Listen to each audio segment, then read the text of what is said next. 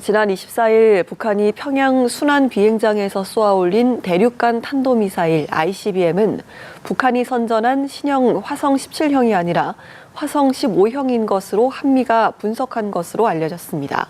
성능이 검증된 화성 15형을 쏘고 이를 조작했을 가능성에 무게를 두고 있습니다. 박현우 기자입니다.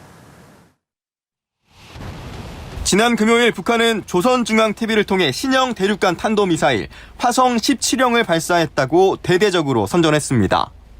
대륙간 탄도미사일 화성포 17형은 최대 정점 고도 6,248.5km까지 상승하며 거리 1,090km를 4,052초간 비행하여 그러나 한미는 북한이 발사한 ICBM이 화성 17형이 아니라 기존의 화성 15형으로 결론낸 것으로 알려졌습니다.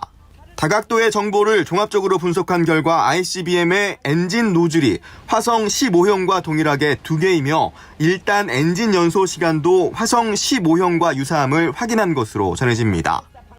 사거리가 크게 늘어난 것은 화성 15형의 탄두 중량을 줄여서 발사했기 때문인 것으로 판단했습니다. 군 당국은 북한이 공개한 영상도 가짜로 보고 있습니다. 앞서 진행된 세 차례의 화성 17형 성능 시험 때 찍어둔 화면을 짜깁기 했을 가능성에 무게를 둔 겁니다. 북한은 4년 전 폭파한 풍계리 핵실험장 갱도 복구에도 속도를 내는 것으로 전해졌습니다. 군 소식통에 따르면 북한은 가장 상태가 양호한 3번 갱도를 빠르게 복구하기 위해 갱도의 옆구리를 뚫고 있는데 한 달이면 복구할 수 있어 다음 달 중 7차 핵실험도 가능할 전망입니다.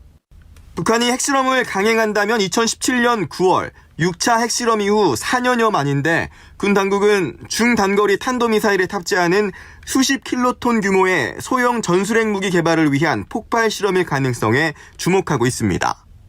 김정은 북한 국무위원장이 올해 1월 핵과 ICBM 실험 모라토리엄 해제 검토를 시사한 가운데 ICBM 발사에 이어 핵실험까지 무력 시위 강도를 점차 높일 수 있다는 관측이 나옵니다.